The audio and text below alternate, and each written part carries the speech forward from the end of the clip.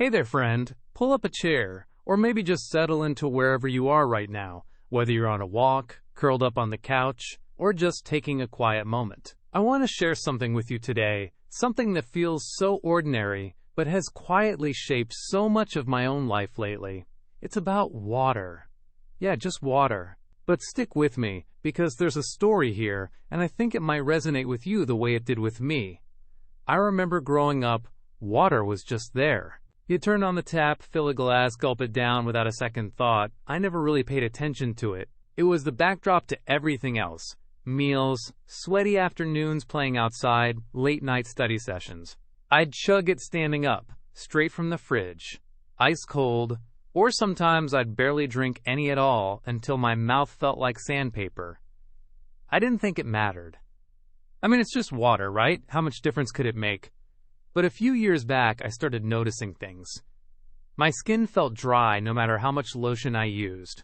I'd wake up with this heavy, sluggish feeling like my body was dragging itself through the day. My stomach would act up, bloating, discomfort, that kind of thing. And I'd get these headaches out of nowhere that just wouldn't let up. I thought maybe it was stress or not eating right, so I tried all sorts of fixes, fancier diets, supplements, you name it. Nothing really stuck. Until one day, I sat down with an old family friend, someone who's always had this quiet wisdom about them. We were just chatting over tea, and she looked at me and said, "How much water are you drinking, and how are you drinking it?" I laughed at first. I mean, what kind of question is that? But she wasn't joking. She started telling me about how water isn't just something we drink to quench thirst. It's like the lifeblood of everything inside us. She said our bodies are mostly water, 60 or 70%, and every part of us, our stomach, our kidneys, our brain, relies on it to keep going. It's not just about hydration. It's about washing out the junk, the toxins, keeping things moving. Without enough, or without drinking it the right way, she said, you start to feel it. Maybe not right away, but over time. And I realized sitting there that I'd never really thought about it like that.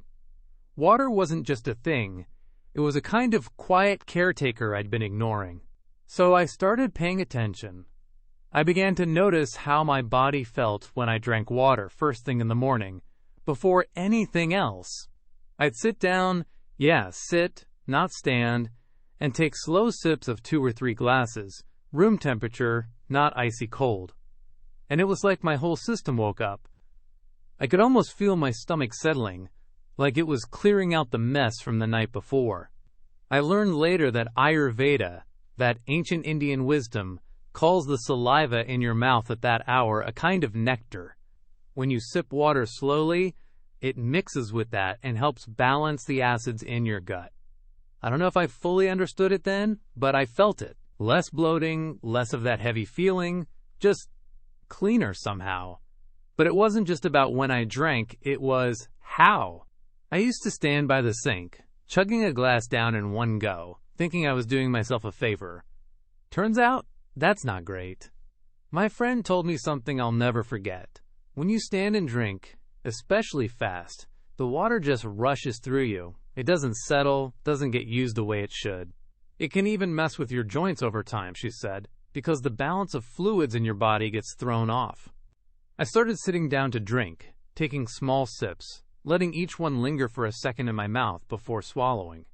It felt strange at first, almost too slow, but after a while it became this little ritual, a moment to just be, and my body started to respond. My digestion felt smoother, and those random aches I'd chalked up to just getting older seemed to ease up a bit.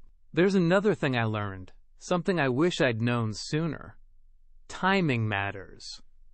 I used to drink water right after meals, thinking it'd help wash everything down.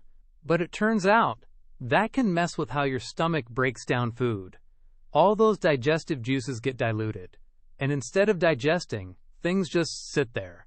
Sometimes even start to ferment, which sounds gross, but it explained the gas and discomfort I'd been feeling. Now, I wait. I try to drink about 40 minutes before or after eating, just a little during if I need to wet my throat. And at night, I've stopped drinking right before bed. It used to wake me up, needing to stumble to the bathroom, and I'd lose that precious deep sleep. Now, I make sure I get most of my water during the day, spacing it out, giving my body time to actually use it. Speaking of how much, there's no magic number, you know? I used to think, 8 glasses a day, done. But it depends on so many things. How active you are, the weather, even what you eat. If you're munching on fruits and veggies, you're already getting some water from them. But for me, aiming for 10 to 12 glasses feels right, especially in the heat. I've learned to listen to my body too. When my mouth feels dry, or my skin looks dull, or I just feel off, it's usually a sign I'm not drinking enough. Those little signals, they're your body whispering before it starts to shout. And hey, a quick side note. Have you ever noticed how the simplest things can feel so complicated in our busy lives? I mean, I'll be running from one thing to the next and I'll forget to even fill my glass. Maybe you've been there too. So now, I keep a little bottle or jar with me.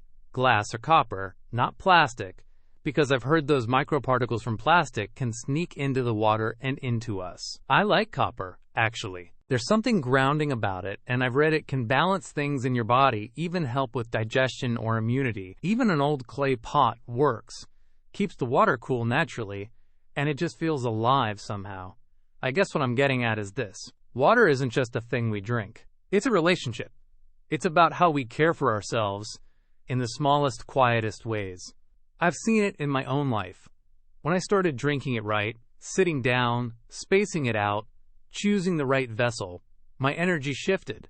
My skin looked better. My mind felt clearer. Even my sleep improved. It's not a cure-all, but it's a foundation, you know? Like the steady base of a house you don't notice until it cracks. So I'm curious.